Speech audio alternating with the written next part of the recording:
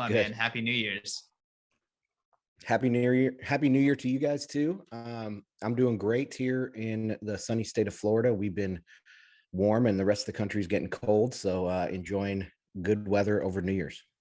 Yeah, I remember you used to live in a different state that definitely had winter. So congratulations to you.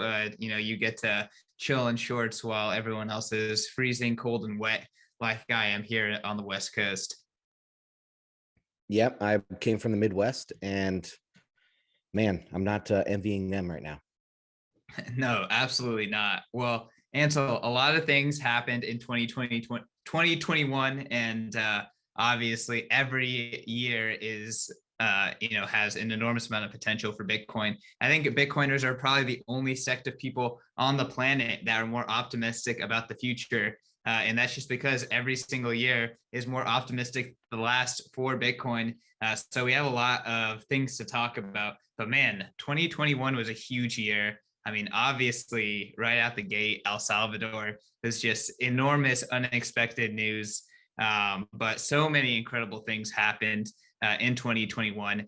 For the new listeners out there who don't know what FedWatch is the ultimate macro show for Bitcoiners out there. We combine everything that's happening in macroeconomic politics, and we tie it into a global view that really respects what Bitcoin is as an emerging asset. I'm CK, one of the co-hosts, and of course, Ansel Lindner, amazing Bitcoin historian and economist, joins me every single week to talk about these topics.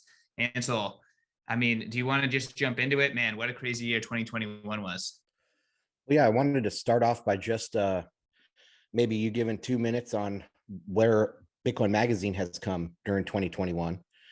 Because Bitcoin Magazine is growing leaps and bounds and more content creators and contributors. And every time I turn around, it seems like you guys have a new segment of the website or a new series of podcasts. So can you fill us in on some of the growth that Bitcoin Magazine has had? Man, I wish I came prepared with a list of things, but Bitcoin Magazine has just been exploding. Obviously our producer on this call, Mr. Chris Almeno, Alamo is brand new and bringing an enormous amount. Alex McShane, who you all have been enjoying here on Bitcoin Magazine Live, is absolutely crushing it. And there's just so many amazing Bitcoiners that have been joining the team. I think we grew from 20 people to close to 60, 70 people now, part-time and full-time, working on Bitcoin Magazine. So just absolutely explosive growth.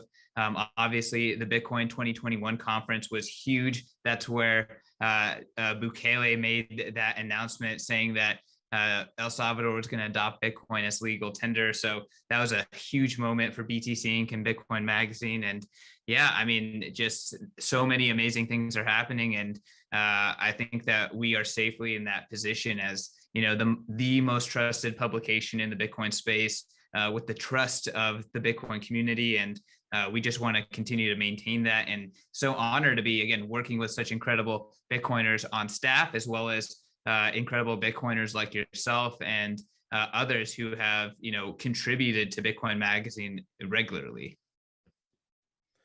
Yeah, man, 2021 was a trip.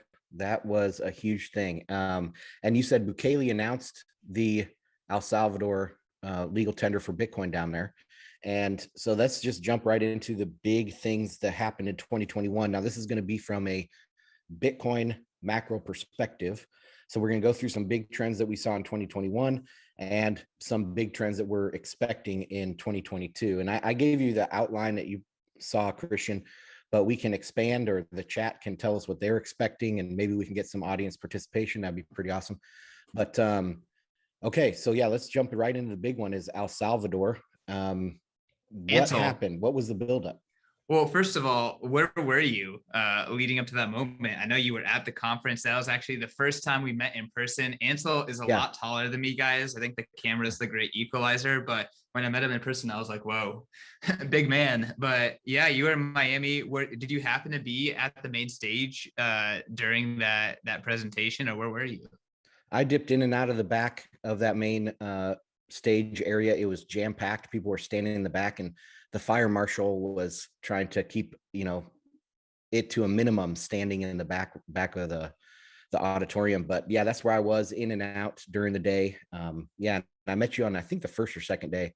But yeah, I didn't see a lot of the main stage because of that, and I didn't want to sit in there for 4 or 5 hours just to get my seat, so I kind of went in and out. No, totally. It was tough. And, just to plug Bitcoin 2022, the venue is going to be much, much bigger. And there's going to be a lot more room for those insane announcements that are going to be happening at the main stage. But just for context, the main stage at 21 was about 4,000 people, and the fire marshal was pretty uncomfortable with that amount of people. The new main stage will be 15,000 people. So it's just an absolutely different scale and stage for 2022. The producer's telling me we got to plug b.tc/conference. So go there to get your Bitcoin 2022 conference, learn about all the amazing speakers. I've been shilling promo code Satoshi. I think that there's another promo code YTMAG for 10% off. So use YTMAG for 10% off, but Satoshi works too. And yeah, I mean, again, 22 was amazing, or 21 was absolutely amazing. And I was, luckily, unlike you were in the back. I had front row seats, Bitcoin Magazine. We saved the top, 12 seats for our house staff. And I was sitting there right front and center as Bukele and Jack Mallers made the announcement, and the entire place went absolutely crazy. I knew the news a little bit beforehand. So I was telling people like Ansel, like, hey, make sure to be there. It's going to be huge news.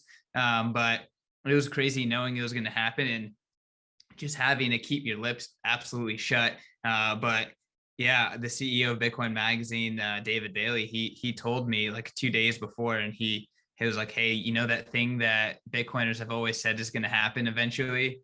Well, it's happening.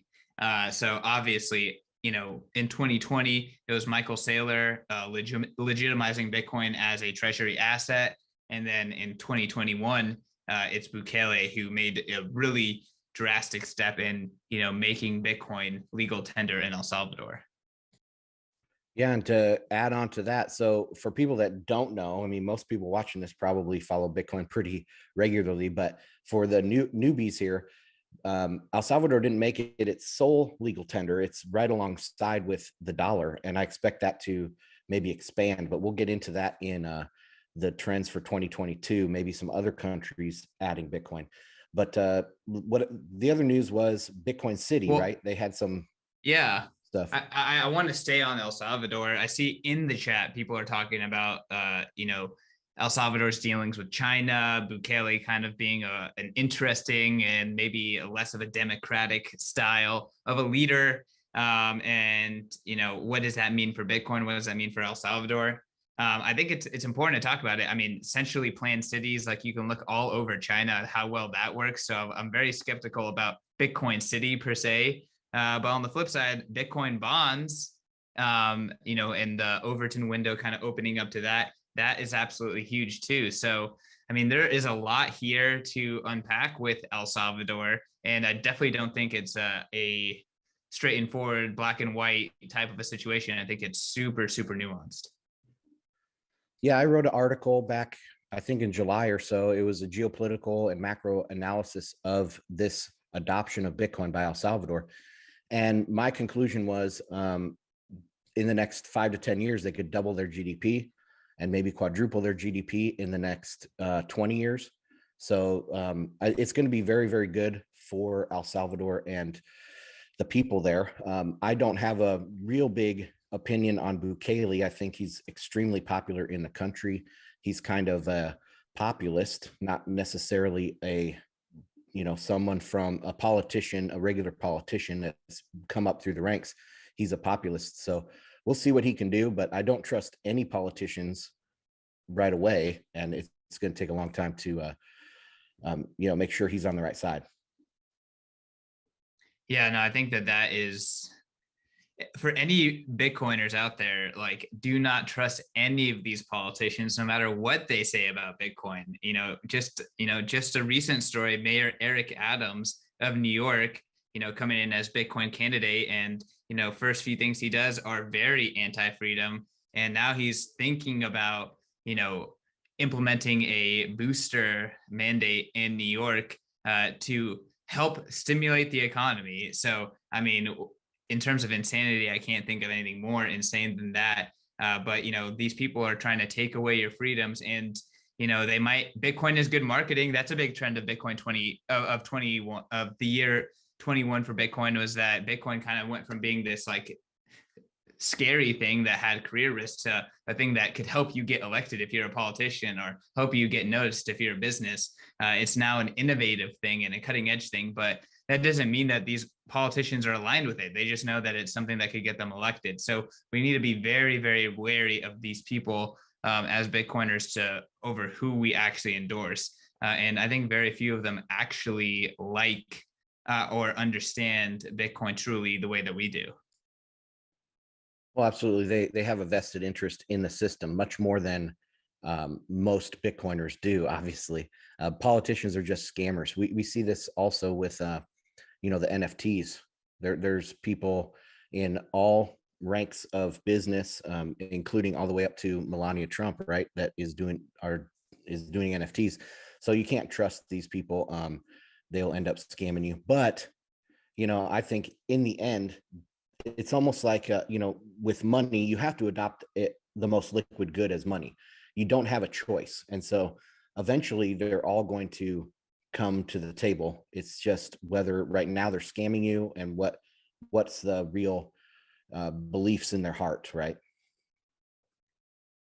100%, 100%. So, I mean, again, with the El Salvador situation, I do not trust Bukele. I would say Bukele probably gets Bitcoin better than a lot of these other politicians. Like, he actually understands some very interesting things about Bitcoin. He was like putting out some kind of weird almost fringe references on Twitter. So like, the man definitely has studied Bitcoin to a very interesting degree, but not everything he's going to do is going to be great.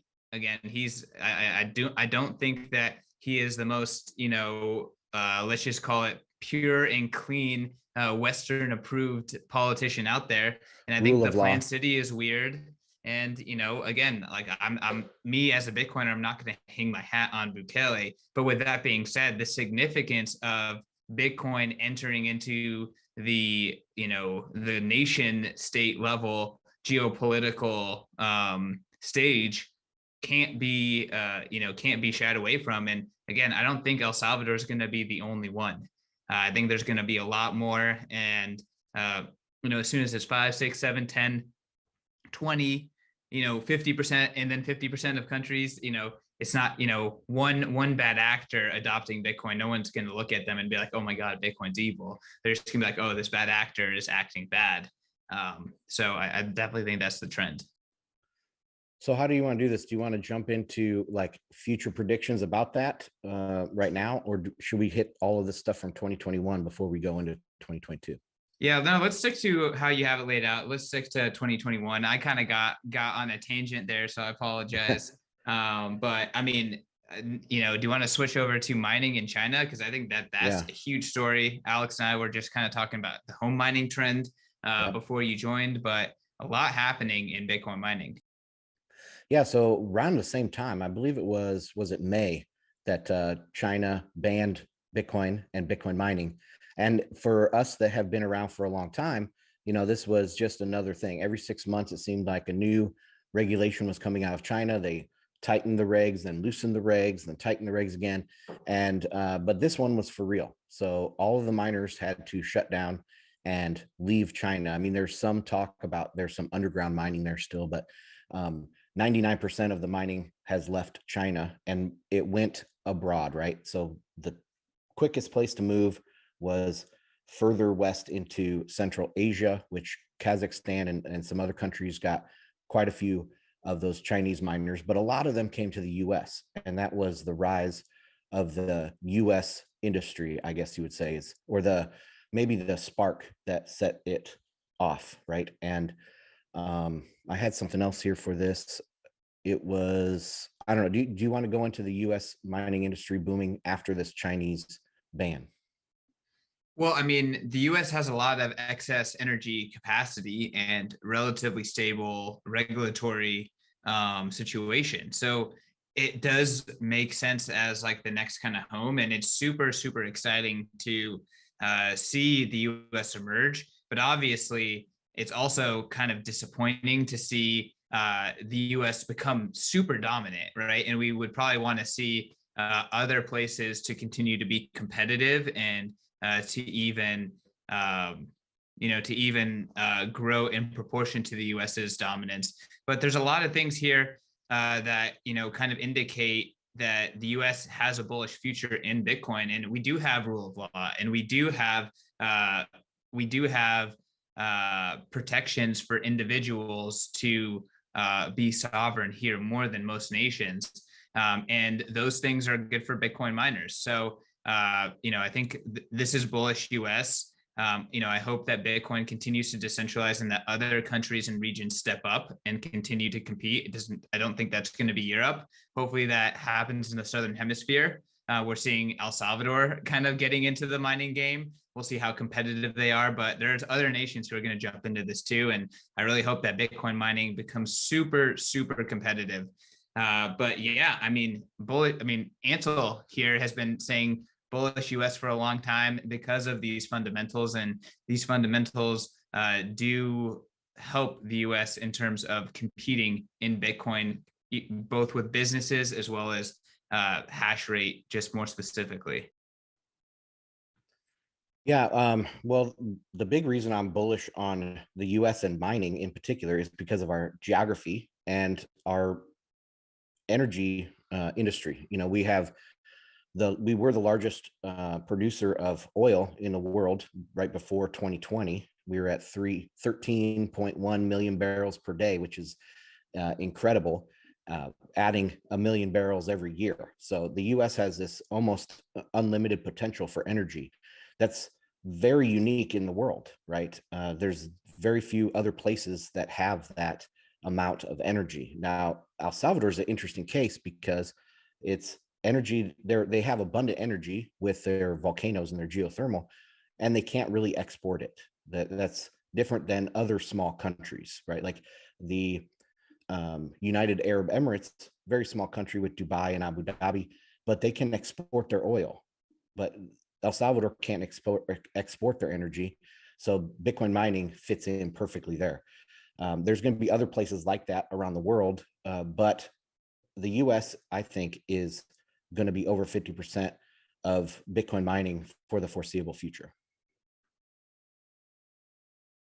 Wow, that's very interesting. Matt Odell has made the observation that despite the U.S. being one of the most free Western nations, it's also the international kind of policer and enforcer of KYC.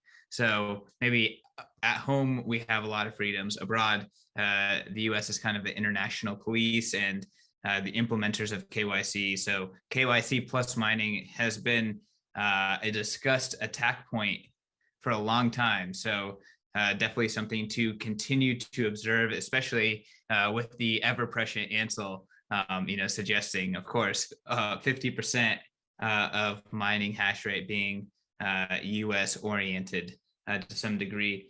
I think that there's a really interesting development in the narrative around supply chains, around deflation, around inflation.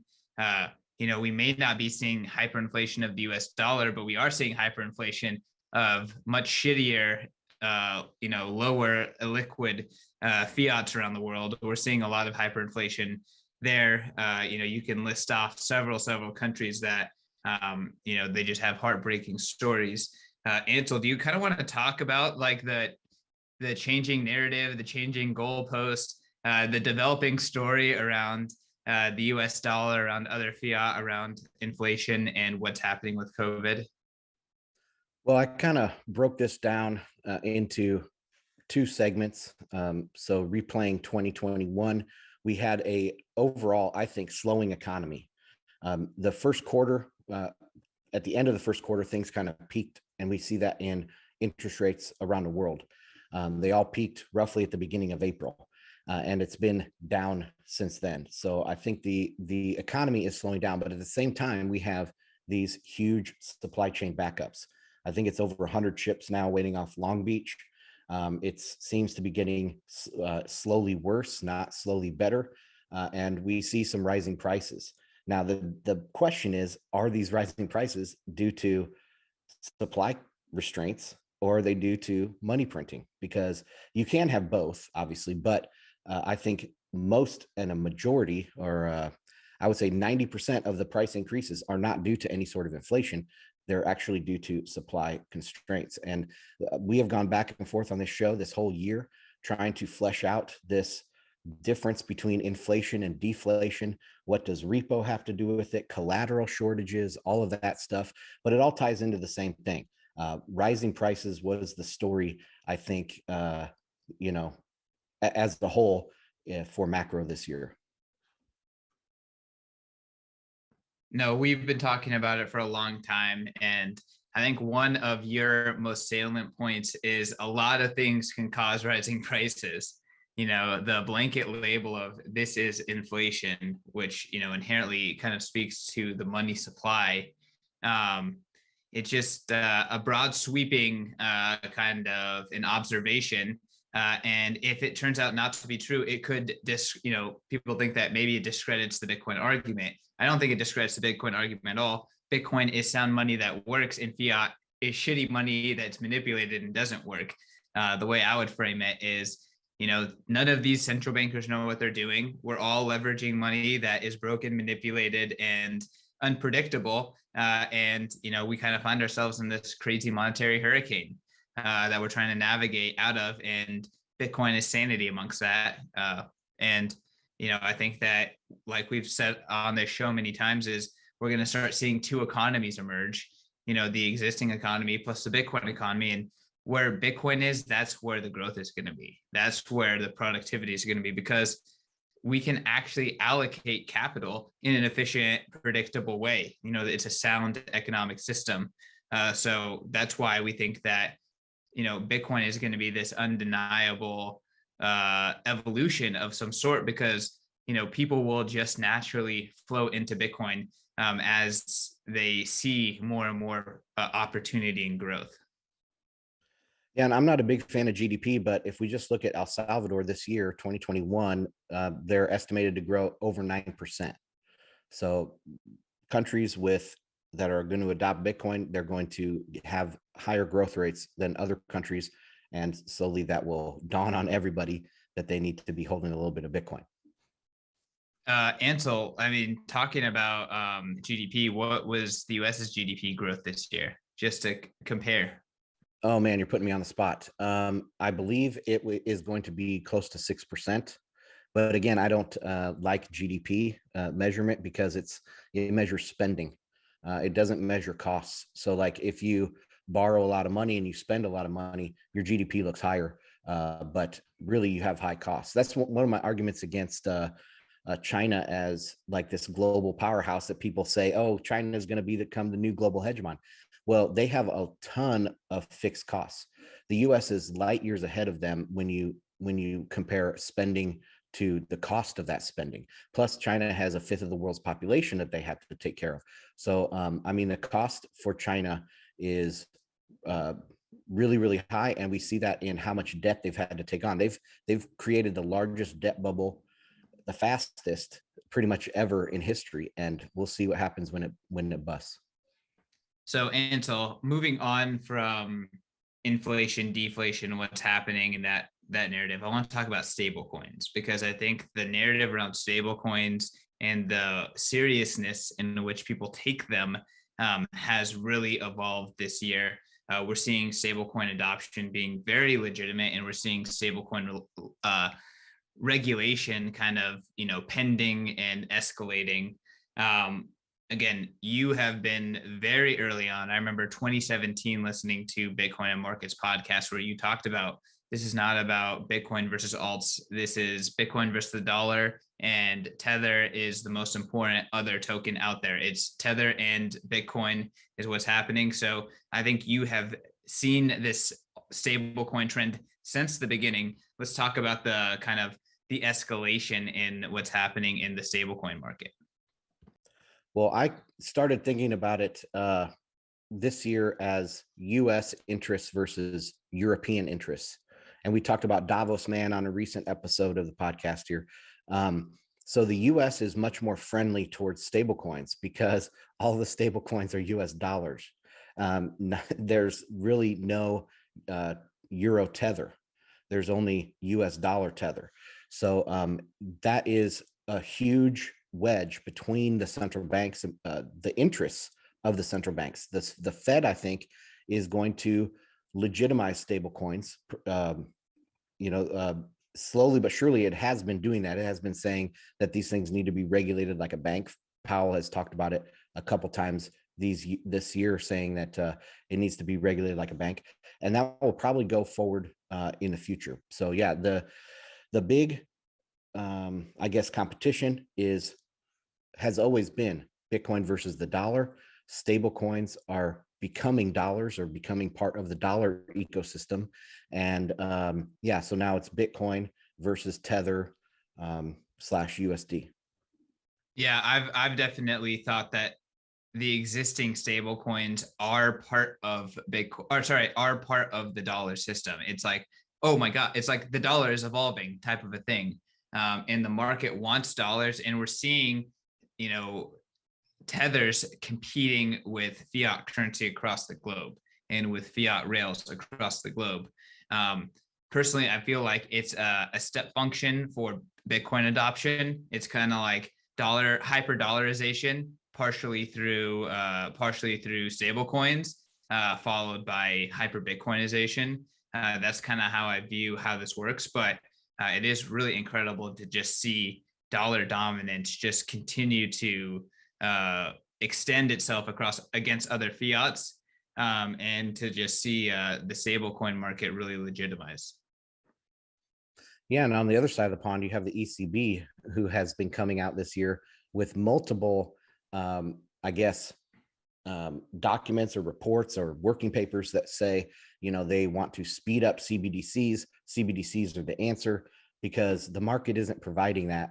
So they have to provide it to the market. And I think that's a recipe for disaster. So like you said, the US dollar influence will expand. I think that's the case. But what does that mean? That also means that other currencies are dying. So that capital that's fleeing from those other dying currencies, whether it's the euro or the yen or the rupee, it has to go somewhere. It's going to go to the dollar, and it's going to go to Bitcoin. That's where Bitcoin really acts as a safe haven, just like the way the dollar does. So that's my deflationary thesis, is that Bitcoin is a safe haven, and people are going to go towards Bitcoin and the dollar at the same time. So let's talk about the decoupling of shitcoins and Bitcoin, and then we can jump into predictions. We're going over time here, so we gotta keep it tight. But there's just so much to unpack. This was a crazy year. 2021 was really a crazy year. We did see the decoupling to some Bitcoiners' excitement around altcoins and Bitcoin, but we've also seen it to Bitcoiners' dismay because Bitcoin's history was fueled with insane rallies and face-ripping parabolas. And we saw a lot of that speculation in the altcoin space. And we saw Bitcoin behaving very differently and acting as a much, much more liquid asset. Yes. The decoupling, I mean, this is probably the first year that I really haven't paid even 5% of my attention to altcoins. The NFTs came up quite a bit, but other than that, I don't know really what happened to, say, the top 20 altcoins because I haven't paid attention. But NFTs, I think, are interesting. They are different. I think they've changed the kind of dynamics between Bitcoin and altcoins, because in the past, when you had ICOs, or you had these other altcoins launching, people could move in and out of them very, very liquid. They were fluid and go in and out of Bitcoin and pump Bitcoin at the same time that they're pumping these speculative assets of the altcoins. But with NFTs, they're a lot less liquid. And so a lot of that, speculative value that has accrued to the NFTs this year has not really left that market. I think it will just kind of disappear, and Bitcoin won't get a boost the same way that it did from people fleeing the ICO scams. Fleeing the NFT scams is a recipe for just that value evaporating, not moving over to Bitcoin. That is a pretty interesting observation. I also noticed that ICOs and NFTs are very much about token printing. And when it comes to token printing or taking advantage of the Cantillon effect, NFTs are just easier. Like any person can draw a thing, and then there's a bunch of tools that hit mint, and then boom, you have some series. And I don't want to diminish artists. I think that, there are amazing artists that are leveraging these markets to make a lot of money, but there are also a lot of people that are just taking advantage of ease to print, ease to the Cantillon effect. And like you said, that energy to have easing to print with NFTs does not have a similar market dynamic as tokens and ICOs in relation to Bitcoin. I mean, with that being said, ICO or NFTs are very illiquid, but it's going to be interesting to just see them continue to proliferate and effectively dilute themselves, because we're seeing just a massive dilution, and really, I think in the end, it all makes Bitcoin look better. It all it kind of like makes Bitcoin just a more and more superior and differentiated asset. Absolutely. Yeah. Everyone wants to print money. That's what altcoins are all about. They're all about inflation and printing money. NFTs, it's a hype cycle, just like everything else. And I do think there's some value in some NFTs, but it's very minimal, and it's nothing like what we've seen recently. So let's get into the big trends coming up 2022. So we have been talking European crisis for a long time. Yeah. Ansel, get the listeners up to date with what the hell is happening in Europe and why Europe is in such big trouble compared to the other major power, center points. Well, okay. So there is this general malaise of economic growth in the world. We kind of all know that since 2008, the great financial crisis. Everyone has been stuck in low growth, low inflation, low interest rates, and they can't get out of it. Now, the European Union has had a financial debt crisis more than the US. They've had another crisis in the meantime. But right now, what we're seeing is the US kind of stepping back from its global policeman role. And that, like we saw in Afghanistan, right? This messy pullout. I don't think the nature of the pullout of Afghanistan was planned, but the pullout was inevitable. And so that it was going to happen one way or the other. But that was really a big surprise for Europe, because they thought, oh, the US would never leave Afghanistan. The US would never pull back and, take their support away from this global system that they have. This global, it's called the Pax Americana, or the global free trade order. Trade is the most free today than it's ever been in the history of mankind. And that's thanks in part to the US after World War II propping up this whole system. So as the US kind of goes back towards its non-interventionism, Europe is left without an army, reliant on energy from one of their largest perennial enemies in Russia. And so they are just in a world of hurt with no muscle to do whatever they want. And they're also sliding into authoritarianism again. Of course, they have a history of communism and fascism and all of that. So Europe could slide back into those kind of old ways. I think Europe is ready for another debt crisis, and this year is probably going to see the beginnings of that.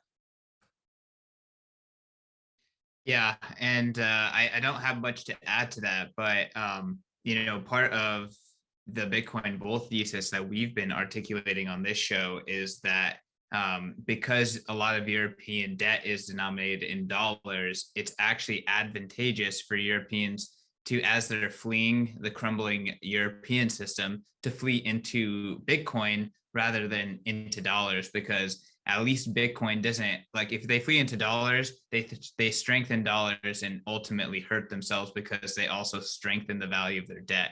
But if they flee into Bitcoin, that allows them to escape Europe without also strengthening the dollar simultaneously, which is a massive, massive upgrade over what was previously possible, and a big hole in the dollar's kind of stranglehold as a monetary system. Yeah, very good point.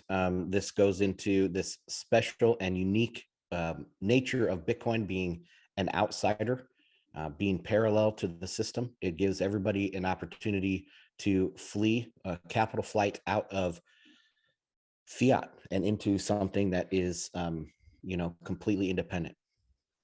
So, Ansel, we're getting the 10-minute mark. The next thing that you talked Oh, about is kind of this idea of the fourth turning, as well as media, politicians kind of being forced to move a little bit towards the middle. Can you unpack that a little bit? I just wanted to make a kind of a political prediction. I think that we've seen the extremes of politics in 2021. I think we're going to slowly but surely see most people and most politicians move more towards the center. And this is what happens towards the end of a fourth turning. So maybe we're not quite there yet, but we'll start seeing the glimmer of this.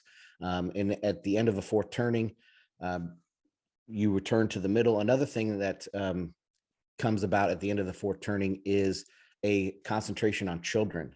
And we see that in the kind of the school board revolts in the US against CRT and other things, where parents are getting more involved in their local communities and in their local school boards, local governments.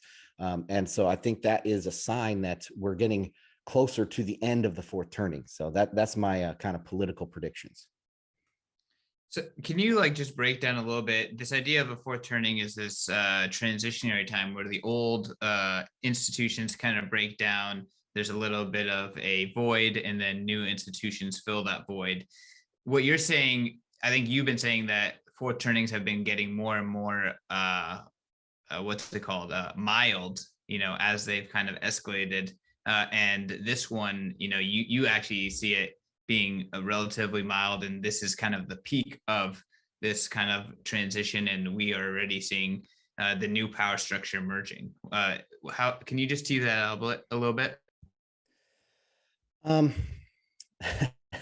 Brandon Quittem would be better at this than me, but yeah, that's the general idea that there's a 4-generational cycle, and this is the first generational cycle that we've had in hundreds of years where most of the world is on the same cycle, because World War II was such a global phenomenon. It set everybody up to have their generational cycles coinciding with the US's cycles. So yeah, at the end of this is when it seems like the whole world is falling apart. The institutions, everyone's belief in the institutions are falling apart, and people get really depressed. But then the fourth turning brings light, usually from a new leader. It's usually a populist type movement that brings people around, and we build new institutions, new incentives in the economy, and things of that nature.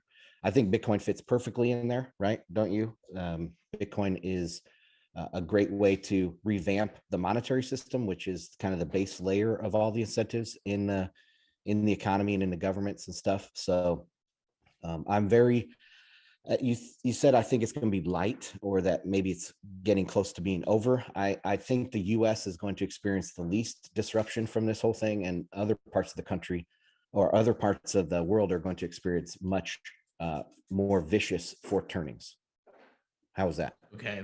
Yeah, no, I think that makes a lot of sense, and it ties into what you are predicting around Europe. We're also pretty bearish on what's happening in China because of the debt, but very interested in seeing what's happening in Africa and South America because of Bitcoin, and because they've kind of been at the butt of the current fiat system, and they have the biggest incentive to adopt Bitcoin, an open system.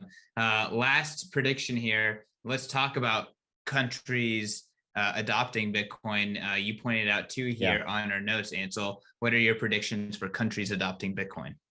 Well, I just looked at Latin America, because we have Suarez in Miami, and native, I think is he native Spanish speaker? I'm not sure of his history, but and then of course Bukele down in El Salvador. So I just looked at some other Latin American countries, and Ecuador and Panama both use the US dollar. So I think this would be a perfect blueprint, or El Salvador would be a perfect blueprint for these two countries to also put Bitcoin right alongside the US dollar.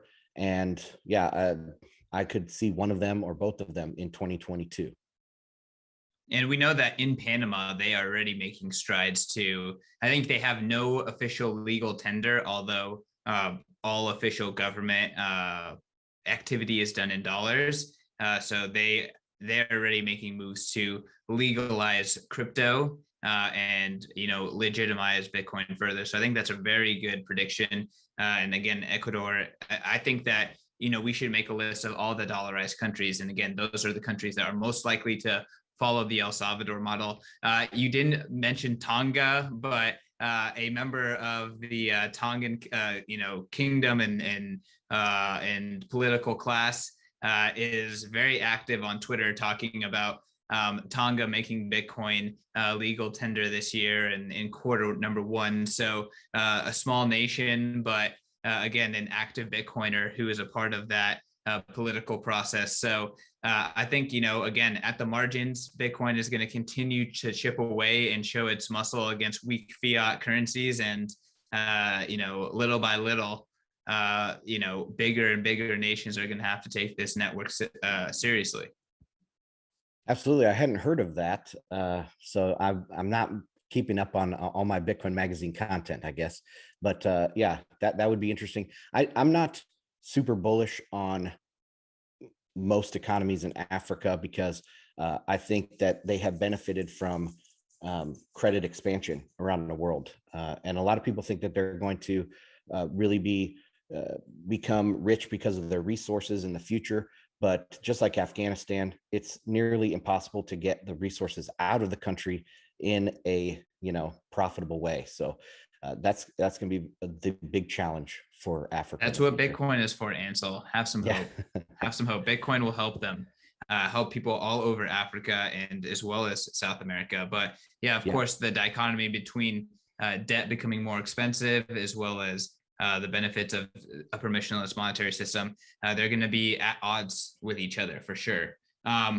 Last thing, and then we got to wrap it up. Shitcoins, altcoins. I think my prediction is that it's going to be very difficult to trade them profitably, but they're not going away. I think that the hydra of shit that is the shitcoin market and altcoin market and NFT market is here to stay, and it's only kind of proven that the clown world that we live in wants it, right? Meme stocks are a thing, meme coins are a thing, tradable memes on the internet are a thing. That does not take away from Bitcoin's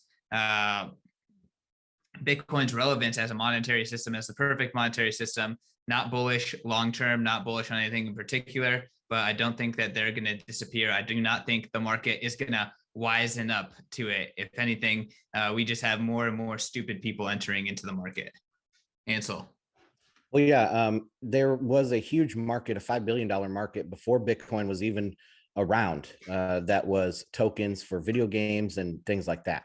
I don't think that's ever going to go away. Altcoins in general, I can see maybe turning into some sort of pink sheet market where it's a fraction of the other side of the market, which is going to be the Bitcoin side. So yeah, I don't think they'll go away, but slowly but surely people will realize that they're not as interesting because it's just a den of scams over there. All right, Ansel, let's wrap this one. You guys can follow me at CK_snarks and at Bitcoin Magazine. You can follow Ansel at Ansel Lindner. Thanks for catching us this Tuesday on FedWatch and Wednesday for the podcast listeners. We will be here with another FedWatch next week. Peace. Peace.